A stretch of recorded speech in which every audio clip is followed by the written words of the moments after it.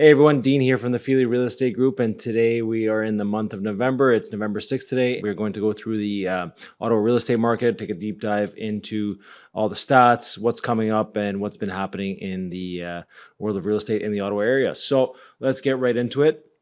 First things first, we're always going to look at our new listings per week. So yeah, right now what we're seeing is we're seeing a similar trend. I think we talked about this last time we were on here. So we're seeing the listings come down a little bit over the last couple of weeks, especially in October. So typically, we do see a spike in September, and then it slowly, gradually comes down in terms of new inventory coming up.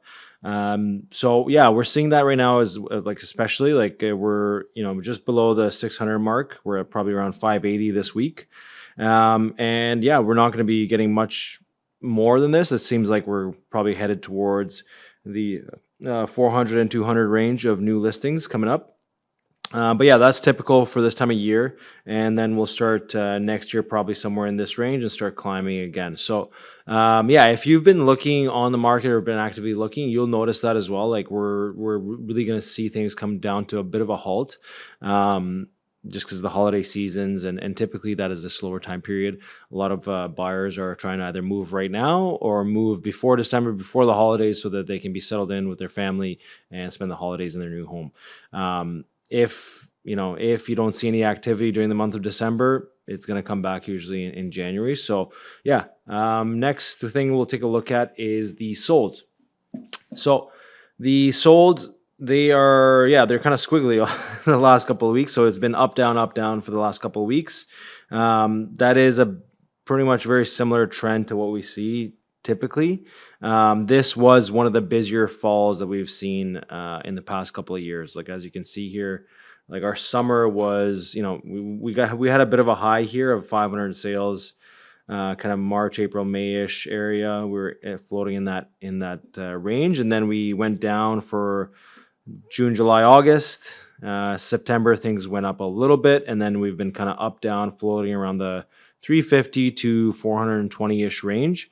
And the last couple of weeks we saw, low 300s. Typically that's Thanksgiving weekend, so you won't see much activity then, and you'll see a lot of listings come down and all that stuff. But yeah, we had a bit of a spark up here. But overall, like if you compare it to the last 2 years, so 23 and 22, we're much more active in terms of properties sold than those last 2 years. So good sign if you're a seller. There still is a fall market. The spring market is obviously your best bet, but even this spring market, we were lower than 2023, which was a down year as well. Obviously 2022 was an outlier. It was one of our biggest years in terms of amount of sales. But yeah, this is what we're dealing with right now. And then let's go into the average price points. So very up and down as well, very mixed. So I think a lot of this is coming down to the fact that some of the heavier units, some of the more expensive homes are starting to sell. So they are triggering some of these spikes. So just because we'll deep dive into that a little bit more, I'll actually go into that portion a little bit more after, because I want to kind of go through what's moving and what's not. Like right now we're sitting in I believe we're in the 635-ish range. This week is a little bit lower, but for the month of October, we're at 635, and that was down from September. So, yeah, but overall pretty standard. Like we didn't have too many highs this year, but we didn't have too many lows. So there was a bit of a low in the summertime, and now we sparked back up, and I think we're going to come down for the last 2 months of the year. And we'll see where that takes us for 2025. Now, going into this part. So where are we at here? So this is the median price. We're at 630 right now, and in September we're at 645. That's median. So let's take a look at average. So average, we're at 672, and in September 690, average price point. Now let's take a look at total sold. 1193, 1066 in September, 1097 in August. Okay, so we had a bit of a bump up here in terms of the amount of sales. So that's what those, when it was going up and down in the month of October, that definitely makes a difference. So single family, 549. So we have 504 out of those what was it, 1,000? 1193, 549 of those were single family. 154 condos sold. So condos are not moving at all. 375 townhomes. So that's, there you go, even more interesting. So single family homes are moving even faster than townhomes, condos, and semis. Multifamilies, 15, and mobile homes, 5. So yeah, single families, the big movers, all price ranges. So this is what I really wanted to get into, is to see what price ranges we're selling. So single families, you know, 419 or less, you're probably looking on the outskirts of Ottawa. 17, 420 to 579, 63, 580 to 750, 759, 167, 759 or more. So this is going to include the million range. So 302, up from September, which was 277. So that's what I was talking about. So you're seeing those big units that were sitting on the market. They probably got price reductions, and sellers started to get motivated, and they saw that, you know, the fall was really their last chance to sell their property and be able to make a move into the next property. So they looks like they got motivated and they started selling. So that's a huge reason why our price point is still high, because those bigger units are moving. Like if we had a lot more condos sell, you know, 154, like we had a 152 in August, 153 in August, 152 in August, 153 in September, and 154 in October. So condos have been just kind of stagnant all the way throughout, and that's all price ranges. Even if we go to 759 or more, you're seeing 10 of them per month, 5 of them in August, 15 in July. Like the big condos are not really selling that often, but the big singles are selling a lot. So yeah, that's a big tell, right? So just showing you that just because the big homes are selling doesn't mean the little ones are. And looking at townhomes, 375, you know, so that's a good chunk, but you know, so the singles are taking up 500-ish sales. We had 310 in September, 356 in August, so same numbers as August, so not necessarily a huge, yeah, 400 in July, 447 in June, and then 496 in May. So that's your, yeah, like that's a huge margin. Semis, yeah, we don't have too many semis in the Ottawa area. It's not a huge portion of our segment.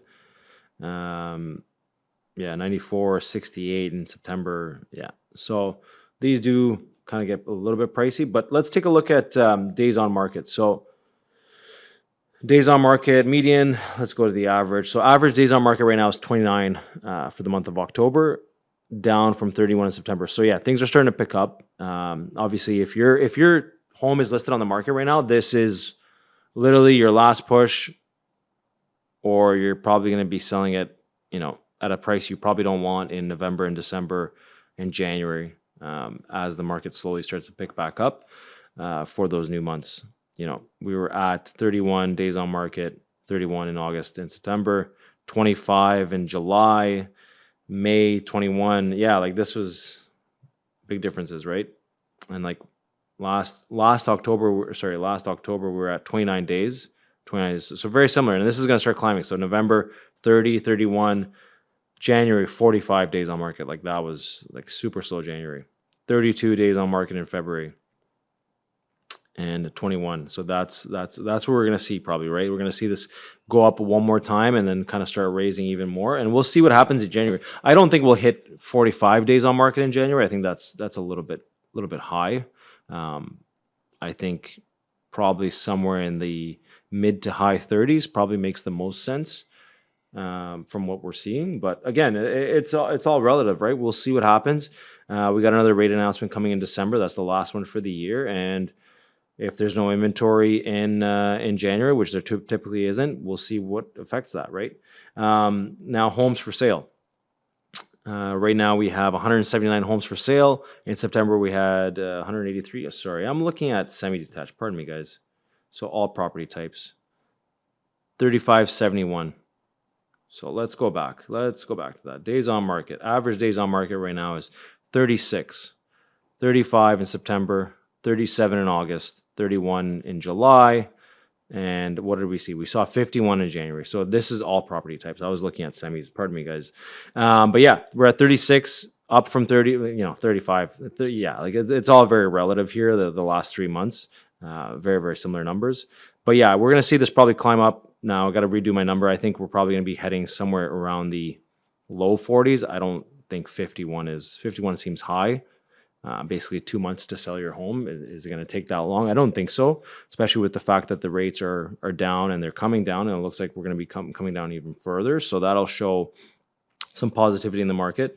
And homes for sale. So right now we had 3,749 in September, dropped down to 3,500 in October.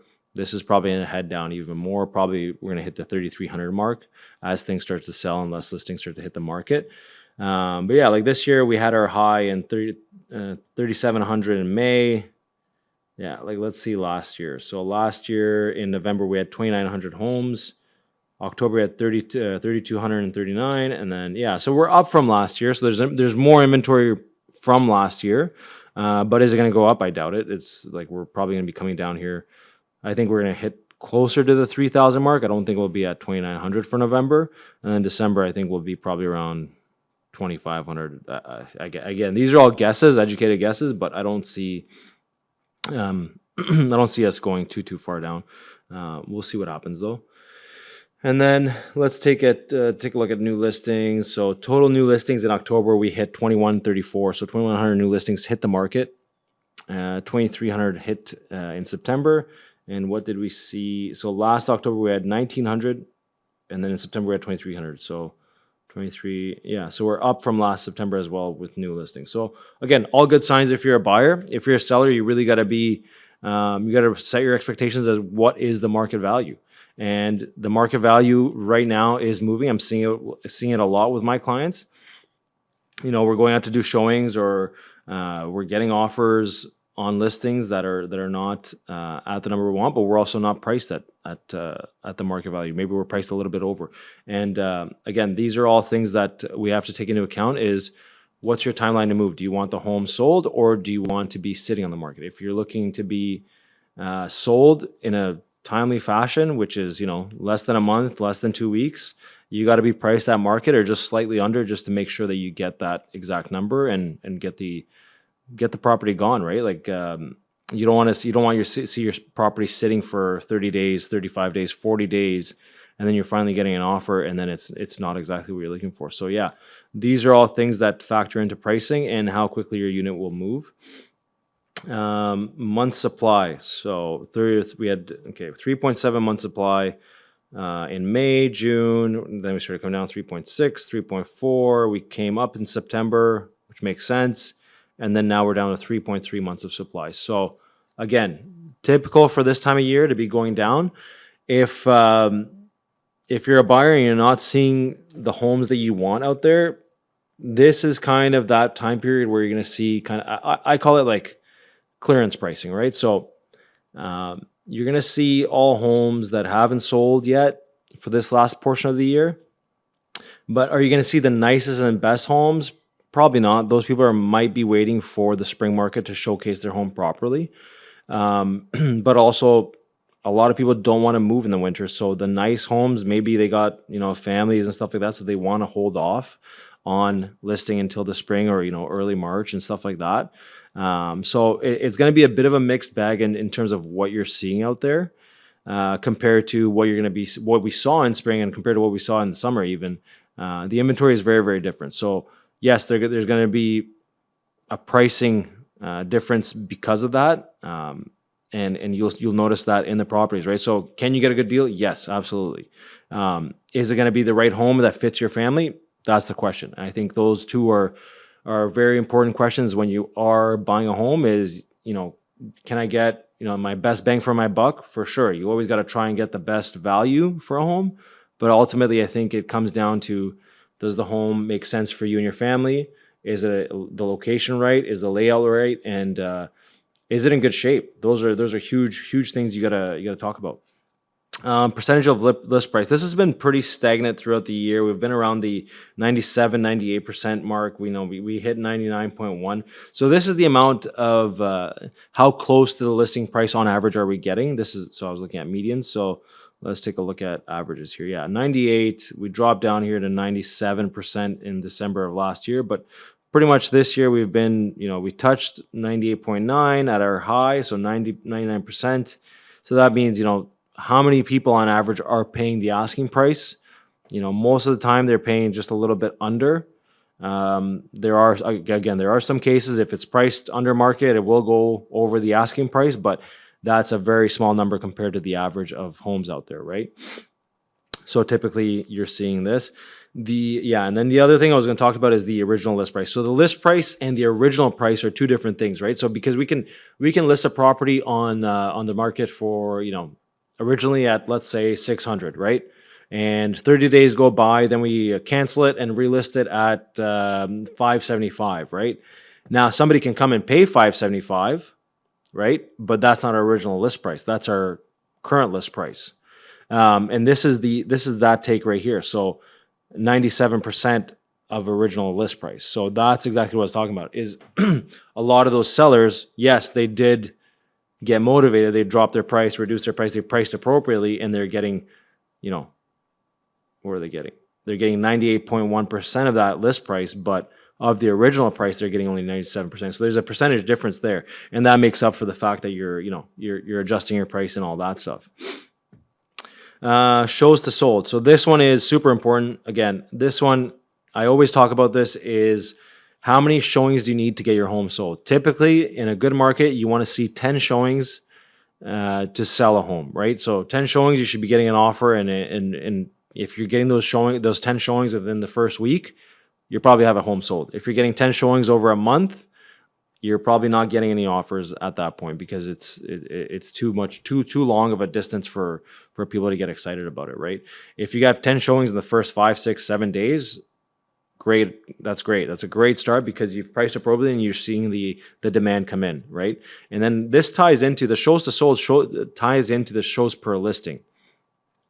So it takes you on average 10.8 showings to sell a home, but the average listing is getting 4.1 showings. So that means you're only, if you're not priced appropriately, you're only getting 4 showings. So that means you're 6 away from getting your home sold, and you're probably not going to get those 6. So unless you do some sort of pricing adjustment or pricing strategy. So yeah, all things to consider. Now, sale price, I was going to go into this one a little bit in detail. So sale price, average sale price for a single family home is $823. Okay. Down from September, which was $838, up from August, $831, $854. So our high this year was $872 for single homes. Now so homes priced $759 or over, the average price point is $9.9, basically $1 million, and which was down from $1,012,000, down from $1,034,000, and down from $1,056,000 in the peak this year. So it looks like this year, the peak this year was $1,061,000. We had a bit of a lull here in May, where prices dropped astronomically for these $1 million homes.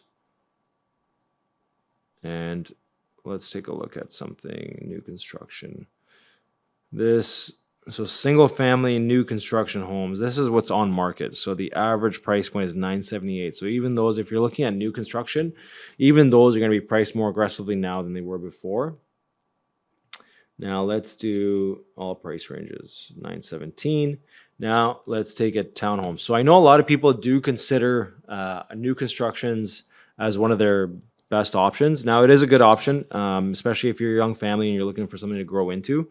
It's definitely a great option. You got tons of warranty on there. Everything's covered. You do have to deal with a little bit of noise, some construction in your area, especially if you're in a new suburb in the Ottawa area. So these are things to consider.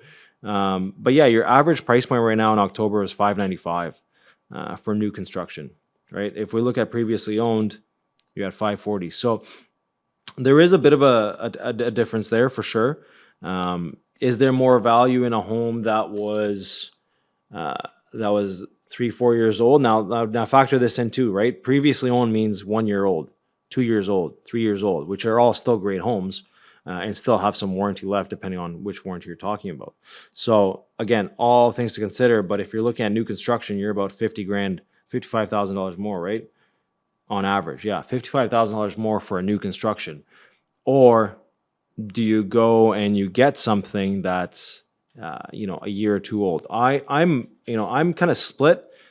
I think if you can get the model that you're looking for that's already built in, has all the Terry-on stuff done, no issues with it, everything's been touched up and all that, I think a year or two old might actually be better, in my opinion. But again, really depends. Some people love a new home because it's the first time they're living in it. They know everything's going to be to their liking and all that stuff. I just think there's a little bit more value in buying something that's pre-done, because the other thing too is, you don't have a fence up, you don't have any landscaping. Something that's a year or two old might actually have the fence up, and you're not paying that price point of a new home, but the home still has warranty, still has everything, looks brand new, right?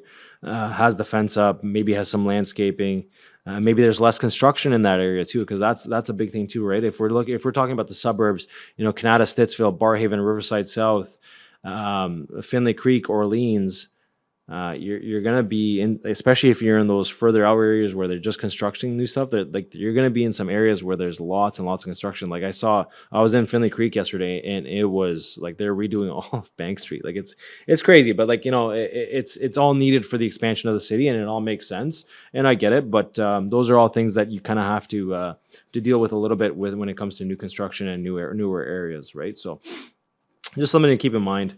Now condos is something that I've kind of been, it's a weird one for me. I think Ottawa's negative on condos, because I just don't think we're the right city for it yet. I think we're getting there. I think we're going to see more and more people want to get into condos, especially with the new ones getting built. And then the Senators Arena coming in Le Breton Flats. Like, these are all positive things, but I think people in Ottawa have to, start realizing that if you want to be in the downtown core, you're going to have to kind of be in a condo. And the downtown core is starting to liven up, and it's great to see. And it's there's tons of activity, and there's tons of people moving around and stuff like that. So we'll see what happens. We got a couple of big buildings that are coming up that I'm hoping that do get built. We have those two big buildings that are supposed to come up on Carling beside the Claridge Icon, which I think will, I think there's going to be some traffic there that'll be added to that, but I think it's going to be great. It's going to be a great environment for that whole section of the city, right?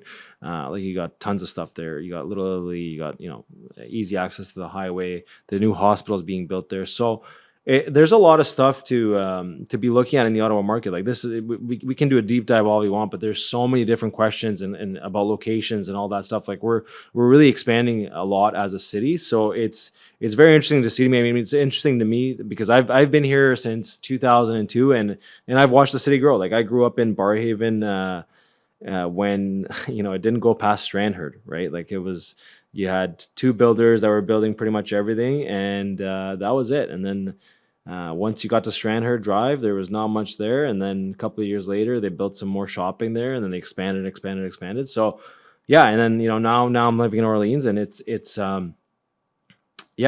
definitely interesting to see, because Orleans is also expanding. Like, the whole city is expanding as a whole, and I think a lot of people are excited. We've had a lot of bad things to say about the LRT, but I think it's going to be a really good point to touch on, because like, once the LRT is done, like, we have a lot of construction that's going to be gone and out the way. So I think that's going to open up the city quite a bit, reduce some traffic. Like, right now, depending on when you leave your house and when you're heading towards downtown, the highway is log jammed. You got 3-4 exits closed or open. You never know, and you got to check in this and that. Like, the Parkdale exit, I don't know how many times they're going to open and close it, but anyways, that's my rant for the day in terms of our traffic.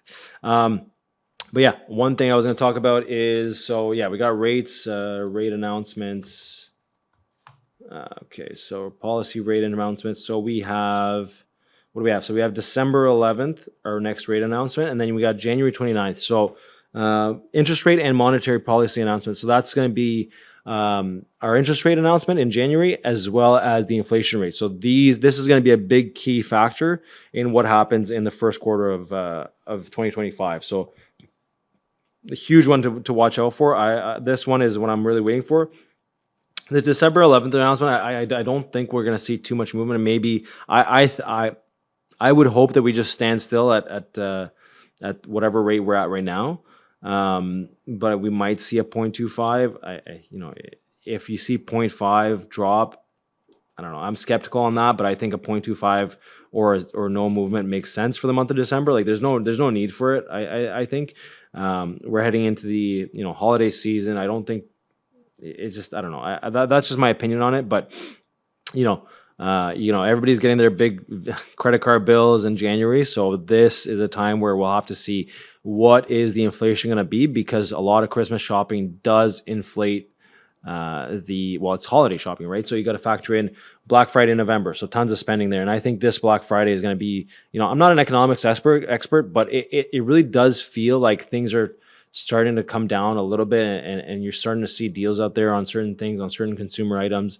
I know I have a lot of friends in the car industry too. They're also, cars are not moving the same as they were a year, 2 years ago, 3 years ago. So it's a very different time. I think we're starting to see promotions come back and things start to move as they were previously before the pandemic. It took 4 years to kind of get there, but I think we're starting to slowly come back to that.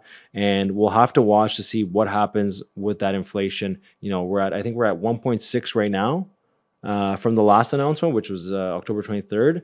And is it going to go up over 2? I hope not, because if it goes up over 2, then that's not going to be good news for March and April in terms of policy announcements and rate announcements as well. So I think 0 to 0.25 in December, and then the interest rate is solely based on, I think, the inflation on this one. I don't if you see inflation go up, I don't think you see rates come down. If you see inflation stay the same or even go down, which I'd be surprised, because we always see a bump in inflation from the holiday season. So Black Friday, American Thanksgiving, you got tons of holidays, New Year's, all that stuff. People are buying trips. People are buying tons of stuff, right? How many people are going on vacation in December and January, right? This is all things that are factoring into this time period. And even if you're not going on vacation in January, you're paying for it to go in March and April type of thing, right? So that's just, again, this is all opinions, nothing factual. I'm just telling you how I feel about it, and that's my reasoning behind it. Again, no facts on that. And then let's take a look at the market watch. So bond rates, where were we? So I think we're at, so let's look at 3 months. So where were we? Yeah, so I think the last one we talked about, 2.97. I think I remember that from the last episode we did. So that was around the 17th of October. So we're actually up a little bit, which is interesting to see. So we'll see. We shall see. But we saw the same thing kind of happen right when the rate announcement happened. The rate it went up to 2.995, but the days before we were at 2.9, 2.8. Sorry, 2.8. Yeah, so not huge increases. Anyways, I think this is something to watch. We've been on an upward trend since the end of October, and year to date, we're down heavily, which is great to see. And I think I'm hoping that we float around the 3% mark for the Canada 5-year bonds for the next month or so. It'll be, I think that's what I'm hoping will happen. Just because I don't think the fixed needs to move up. I think the fixed needs to stay the same for the next little bit, so we can get some stability in the market there, especially when the inventory does come down. You don't really want to spike things when the inventory is coming down, right? Maybe spike it when the inventory is coming up. Sure, that makes sense.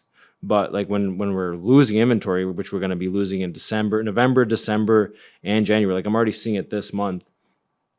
We're already coming down quite a bit. We were in the 700s on a weekly basis for the month of October, and this month we're at 680 new listings for the first week. So yeah, I think I don't think there's a need to go up and drop and this and that for fixed rates. We'll see what happens there. But yeah, that's kind of what I'm seeing overall. Is just things are kind of staying the same. Inventory is kind of disappearing, but the right homes aren't there. So it's going to be touch and go for the next month or so, and we'll see what happens with that. Um, One thing I did want to go through, it was kind of, oops, let me just go back here. New listings. So yeah, we're up to 732 now. So new listings. So this is what we're seeing. So, every so often you're going to see a listing come up. This is the continuous days on market. So this guy right here. So this is going to tell you how many days it's actually been on market or if it's brand new. So, we're getting a little bit of everything. So the first one, 0 days, 0 days. Then we have one from 71 days ago. It's just been dropped and repriced. 58 days ago, same thing, dropped and repriced. 0 days, 1 day on the market, 1 day on the market. So yeah, there's a little bit of everything. It's not all new listings. Yeah, so this is just showing for the week.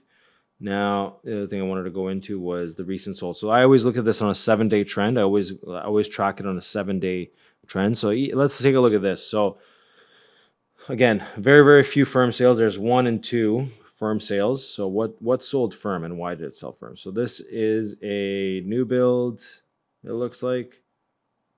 Yeah. Yeah, it looks like a new build.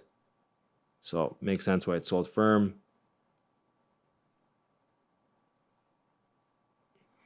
And this is a home in Finley Creek. Sold for 1.2, asking 1.25. 84 days on market. They came in firm. Very interesting. I don't know why they came in firm.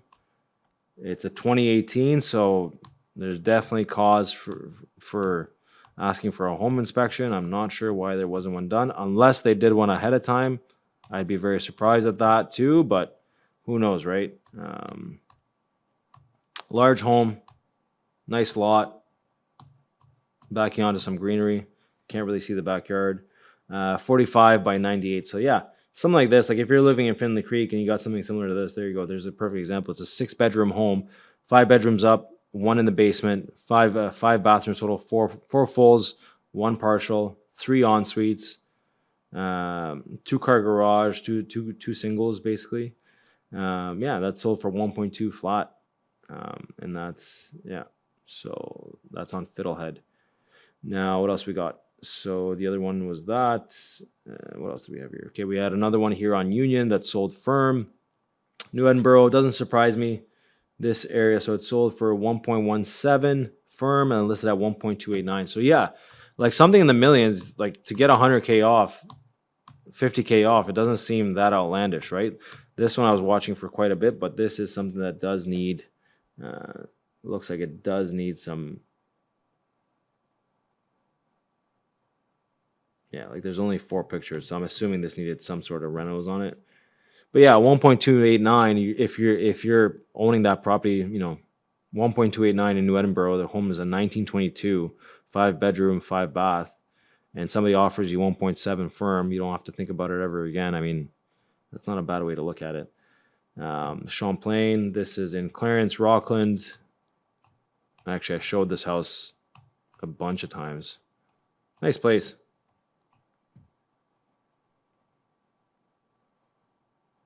Very different though. Very, very different. Yeah. So this sold for $350, listed at $399, and that sold firm. So what else we got here? Anything else that's firm? I'm just looking at the firms right now just to kind of give everybody a look. But yeah, Kempville listed at 1.395, sold for 1.336. Massive home, just absolutely massive. Looks gorgeous. Very, very nice. Yeah, so something like this, in Kempville, and this goes too for people if you're looking to just be a little bit outside the city, but you want a ton of land. Like this is a 3.3 acre property, right? For 1.3, you're not getting that in Ottawa, not even close. You're not getting 3 acres in the city, but I mean Kempville, you're not too far off. Like this was, where was this? Not too far off. So North Gore. Yeah, like what is this? I think it's a half hour, 40-minute drive to Barrhaven. Not even. I think it's even less than that. So yeah, there's some options out there. But it's just interesting that some of these are going firm. I don't know why. Like Carlton Place condo, 240, listed at 259. I mean, super basic condo, but something affordable if you're looking for a rental, something you want to rent out. 561 condo fee, includes water, includes sewer, includes snow removal, building insurance. Yeah, like 259, you buy it for 240, 22 days on market. I mean, can you rent that for a couple grand? I think so. County Road. What do we else here? We had Shelton, however you pronounce it. This is in Leeds, Thousand Islands, so a little bit further out from us. Nice place. Yeah, big lot. Yeah, it looks nice. 7.9 acres. That's huge. And let's go back here. So I'm just gonna go through what's the highest sale we had in Ottawa this past week. So Eastbourne, Manor Park, 1.85. So there you go. There's an example. Sorry, is that one? Yeah, 1.85. 2 days on market in Manor Park. So location matters. Property matters. It says built in 1951, 4-bedroom, 5-bath. Obviously, it's been fully redone. Beautiful home. You know, look at that. Look at that kitchen. Look at those windows up in the ceiling. It is stunning. Like this is, I can tell exactly right away why it sold so quick. One, obviously the location. Two, the style of the home is magnificent. Like look at this. This is absolutely gorgeous, stunning, large space in all the rooms. It's not tight. It's in a great location. Everything's stylish. Everything's done really well. High-end finishes. Really cool looking property. The backyard is beautiful. You have a little section here to cover you from the snow and rain. You can hang out. Half of you got some grass here. You got tons of beautiful landscaping. Yeah, like it's even looked like this is heaters in the back here. This is beautiful. Nice garage, good size. Yeah, like this is a beautiful place. 60 by 90 lot in Manor Park. Where were we in Manor Park here? So yeah, right behind the cemetery, right off of Rockliffe. And yeah, 4-bedroom, 5-bath. Sold in 2 days at 1.85. Was that conditional? No, that was firm. Eastbourne. Yeah. So there you go. So everything depends, right? Were they expecting 1.795 or more? Probably. I think that's why they priced it exactly at that price point to see what was going to come in. Second highest, Sharfgate in Manotick, 1.55, and it was listed at 1588. So yeah, again, another beautiful property, very clean, very well done. How many days on market was this? So this was 231 days, 54 days on market. Currently at that price. What were we priced at originally? So they started off at 1.7, yeah. So they've been listed since 2023. Started off at 1.899. Sold for 1550. So yeah, like this is the ultimate example of chasing the market. You know, I get it. You got a conditional sale here. You got one. Great.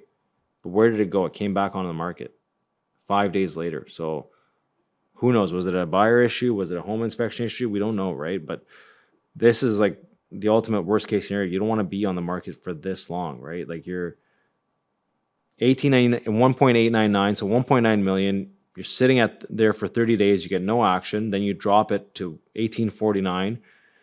18 days at that price. Then you drop it to 1799. 27 days at that price. Then you cancel it and you drop it.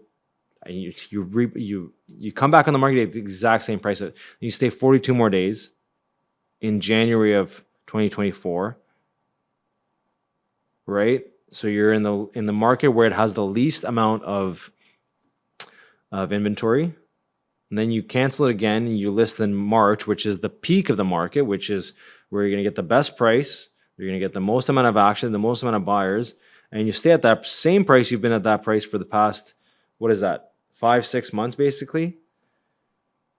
And you stay at that price for another 59 days. You don't get what you want. Then you go back and you raise the price to $18.99.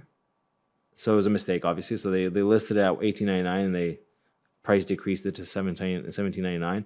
Got a sale within 67 days. My God.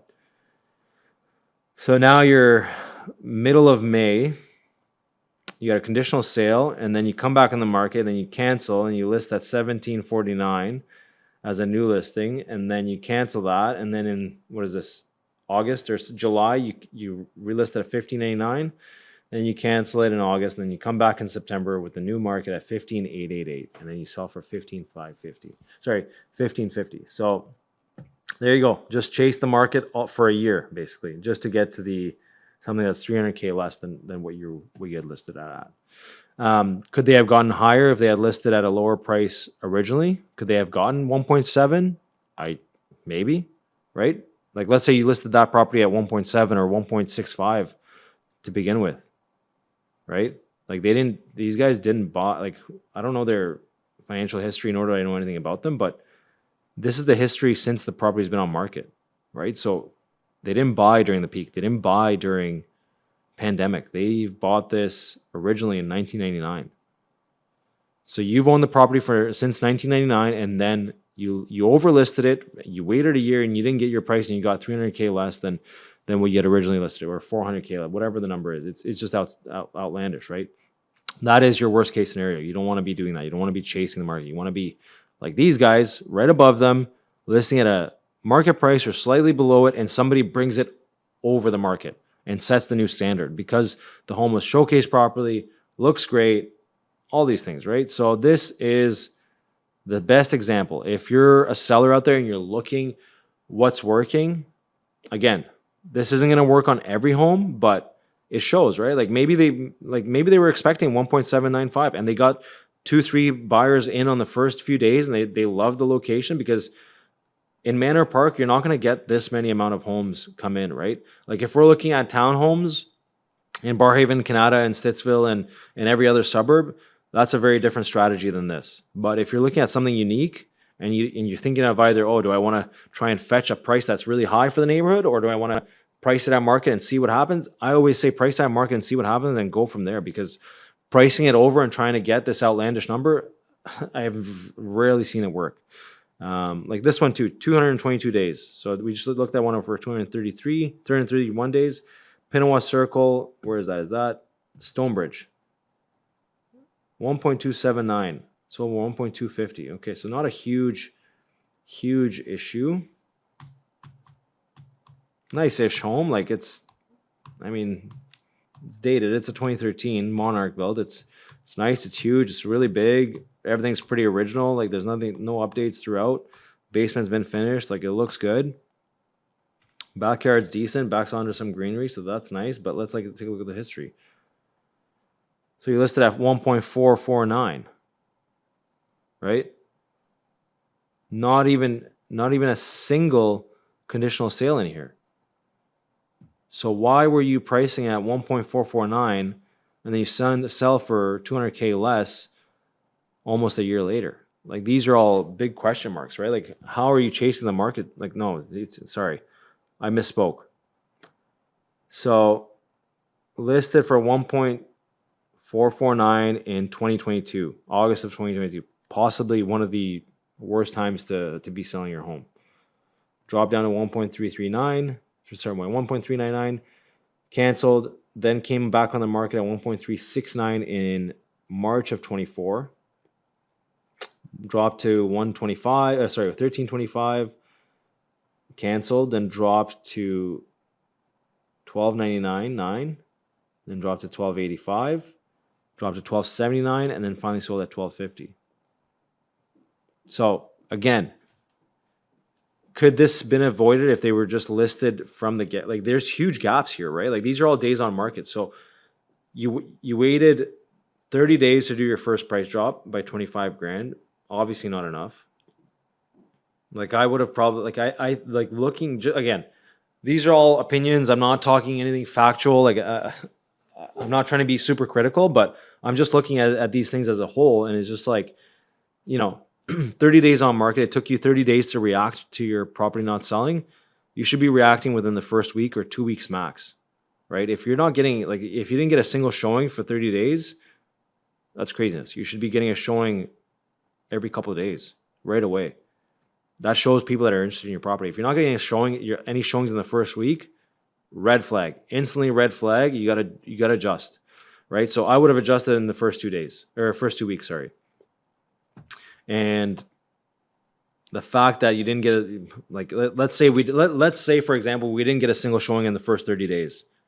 We should have adjusted in the first 2 weeks, and we should have probably adjusted a little bit more than the 25 grand. Probably should have adjusted at 50 grand and see what happens at 13.99.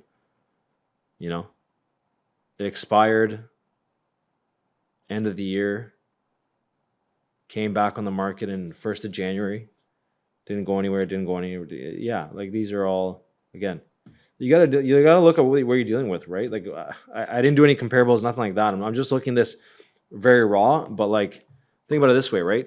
If everything's original, it's 10, 11 years old now, right? So there's probably some wear and tear on the house. The appliances are probably on their way out soon. You know, all this stuff, right? Like this is, again, like it's a beautiful home, beautiful neighborhood, no issues about it, but like you got to factor a bunch of stuff in there when making the price up. Fiddlehead, we saw that one. Union, we saw that one. Mayfair, did we see this one? Okay, so what happened here? So Ottawa West, 4 days. So there you go, 4 days, sold for exactly at list price. What is this? This is a beautiful, again, location, huge factor, right? Ottawa West. So this is, are we in Westboro here? I believe so. Yeah, we're in Wellington Village. So great location, very, very popular location. So let's take a look at this. This is a semi-detached, built in 2010, beautiful 3-story. Looks very, very modern. Colors are nice inside, very stylish, very modern. It's a really nice Westboro property, right? Like this is great. Yeah, it looks good. It's not a huge property like the last one we looked at, but for the neighborhood and for what you can get in that neighborhood, this is kind of what to expect. And like, look at the finishings. Like these are, this home is 3 years older than the last one we looked at, and the finishings are way nicer, right? So these are things that you're factoring. Like, yes, you're not like somebody buying in Westboro is not buying in Barrhaven or Stonebridge, but like you gotta know what's out there and like what there is like, like look at this. Like this is crazy. Like a beautiful rooftop patio, nice garage underneath, like a lot of nice stuff. Again, you don't have a backyard, complete different neighborhoods that I'm comparing with, and this is not something I would typically compare with, but again, it's just something to keep in mind. Like, how are you going to showcase your home the most? What's going to make your home pop, right? And just kind of go from there. Again, sorry, I went on a bit of a rant here, guys. I just kind of wanted to go do something new, going through a little bit of what I see on a day-to-day in the Ottawa real estate market.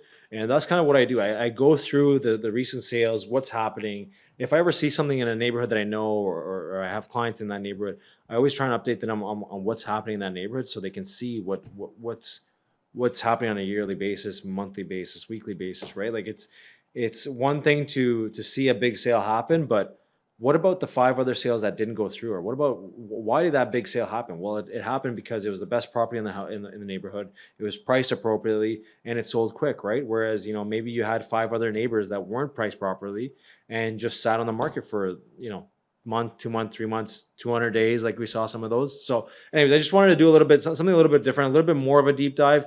I always do a deep dive on the market, but this is just to kind of give you some insights as to what I'm looking at.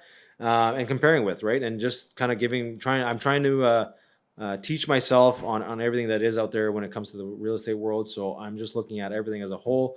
If you guys have any questions, feel free to drop them in the comments, or you can message me, email me, dean@feelyrealestate.com, or call or text me at 613-863-0873.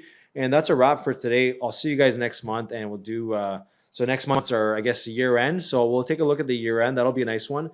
And let's get ready for the holidays here. 1 month away from Christmas, Black Friday this month at the end of the month. So yeah, let me know if you guys have any questions, and we'll talk soon. Have a great day.